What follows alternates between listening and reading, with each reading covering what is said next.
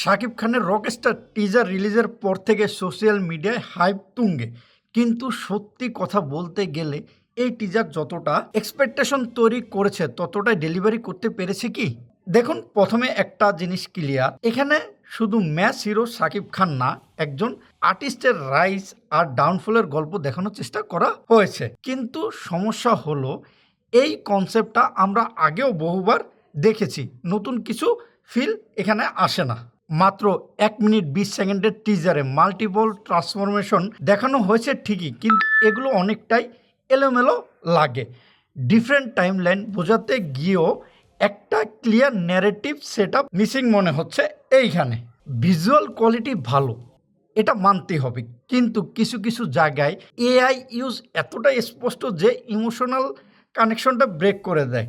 Larger than life দেখাতে গিয়ে real লাইফের ফিলটাই হারিয়ে গেছে এই টিজারটাতে।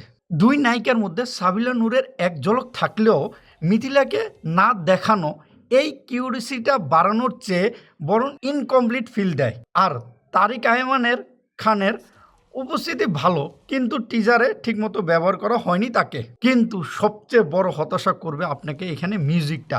একটা রকস্টার মুভির টিজারে যেখানে মিউজিকই হওয়ার কথা ছিল মেন হাইলাইট, সেখানে আমাকে উড়িয়ে দাও, আমাকে পুড়িয়ে দাও, এই লাইনটা শুনলেও তেমন কোনো গুজবাম আসবে না, খুব ফ্ল্যাট লাগবে আপনার কাছে।